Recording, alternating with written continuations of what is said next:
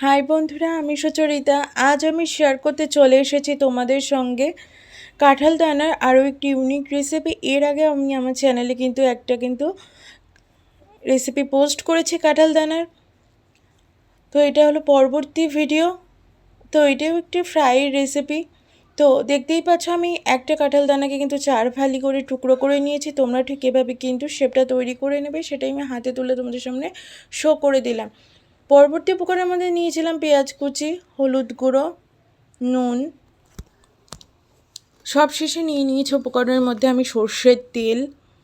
তো হাতে গোনা এই সামান্য কিছু উপকরণ দিয়ে কিন্তু সম্পূর্ণ রান্নাটাকে কমপ্লিট করে ফেলবো। আশা করছি ভিডিওটা তোমাদের সকলেই খুব ভালো লাগবে। তো চলো ভিডিওটা শুরু থেকে শেষ অবধি দেখতে থাকো আর নিত্য নতুন রান্নার উপভোগ পেতে থাকো। কেমন? তো দেখতেই পাচ্ছ আরেক ঝলক উপকরণের আমি তোমাদের সামনে ভিডিওটা শেয়ার করে দিলাম।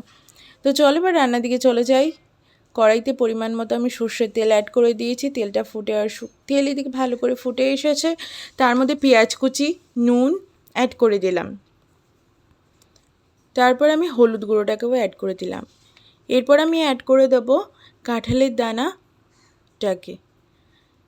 তো এখানে কিন্তু আমি কাঁচা কাঁঠাল দানা ইউজ করছি, তোমরা চাইলে কিন্তু সেদ্ধ করে ইউজ করতে পারো, তাতে করেও কিন্তু খারাপ লাগে না। তবে সেদ্ধ করে নিলে কিন্তু অনেকটা সফট হয়ে যাবে, ভাজাটা খেতে কিন্তু খুব একটা ভালো লাগবে না। যদি ক্রিসপি একটা ক্রাঞ্চিনেস চাও তো অবশ্যই কাঁচা কাঁঠাল দানা কিন্তু ফ্রাই করার চেষ্টা করো, তাতে করে কিন্তু ঠিক এভাবে আমার মতো লাল লাল মুচমুচে তোমরাও কিন্তু ভাজা তৈরি করতে পারবে। গরম ধোয়াটা ভাতের জন্য এটি একটি আইডিয়াল ভাজার রেসিপি। তো টক ডাল তার সঙ্গে এই ভাজার রেসিপিটা গরমে কিন্তু অনবদ্য একটা কম্বিনেশন।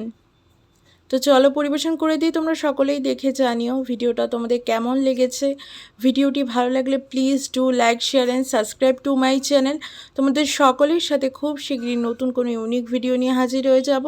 আর আমার চ্যানেলে 500 সাবস্ক্রাইবার করে দেওয়ার জন্য তোমাদের সকলকে অনেক অনেক ভালোবাসা, অনেক অনেক থ্যাঙ্কস। আশা করছি চ্যানেলটাকে তোমরা আরও এগিয়ে নিয়ে যাবে। আজকের মতো এই পর্যন্তই, টাটা।